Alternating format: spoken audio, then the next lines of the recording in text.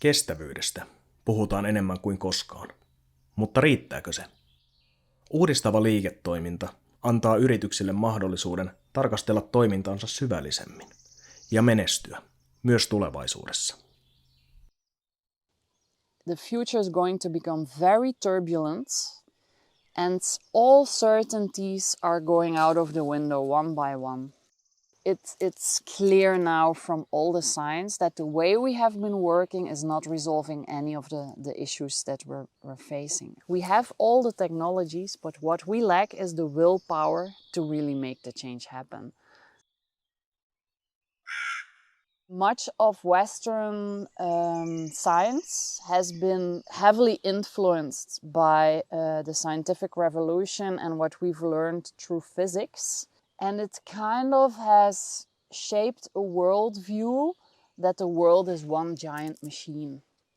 And that we can solve our problems like we would fix a machine. Like the technology fix approach is still so predominant in the way that we think, even in our best institutes that deal with sustainability.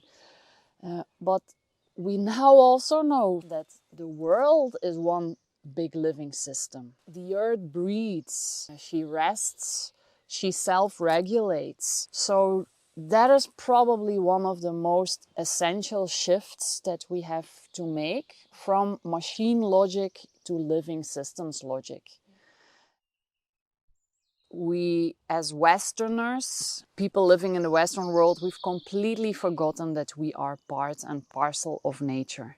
And for us to relearn and retake our place in nature is the first step that we will have to take if we really want to stay around for the long term on the planet. Once we know how living systems operate, we can use those understandings and those insights to better organize ourselves and our own living systems, our organizations, our teams, our businesses, our sectors, even our economy.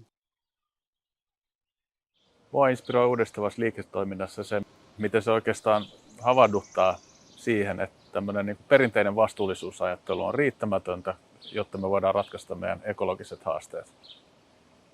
No jos katsotaan nyt yhteiskuntaa laajemmin ja sitä keskustelua, mitä käydään, niin kiire ja osin pelkokin vaikuttaa siihen, miten me asioita käsitellään, miten niitä lähestytään ja helposti jäädään viilaamaan niitä vanhoja toimintamalleja paremmaksi.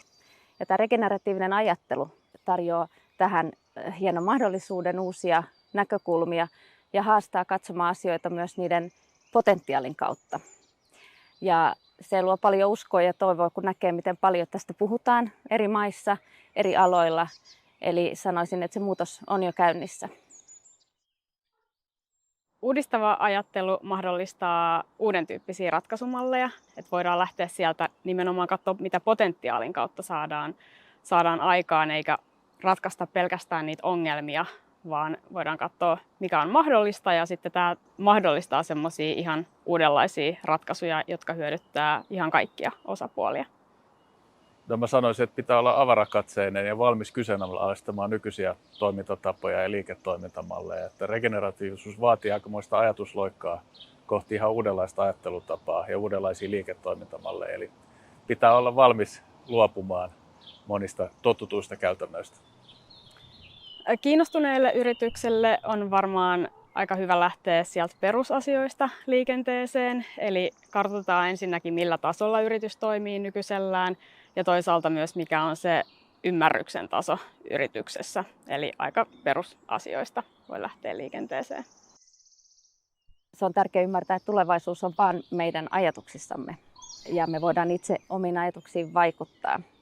Eli ei anneta vanhojen ajatusmallien ja toimintamallien olla hyvän tulevaisuuden esteenä. Se muutos lähtee meistä kaikista. Suosittelisin miettiä, että mikä on organisaation vaikutus laajemmin yhteiskunnassa. Ei pelkästään niiden negatiivisten vaikutusten minimoinnin kautta, vaan nimenomaan myös miettimällä, että mitä se laajempi positiivinen vaikutus on, mitä voidaan toiminnalla saada aikaiseksi. Ja miten esimerkiksi sitten hiljaiset osapuolet, vaikka luonto tai tulevat sukupolvet, otetaan huomioon. Tässä tarvitaan kokonaisvaltaisesti semmoista systeemitason muutosta, että yritykset yksin ei välttämättä pysty tähän muutokseen, eli tarvitaan kokonaisvaltaisesti toimintatapojen ja normien muokkaamista.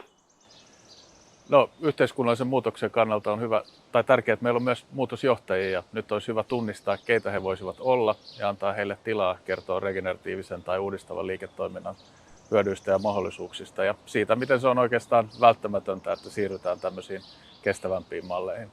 Muuten meidän planeetan ekologisia haasteita ei oikeastaan voida ratkaista.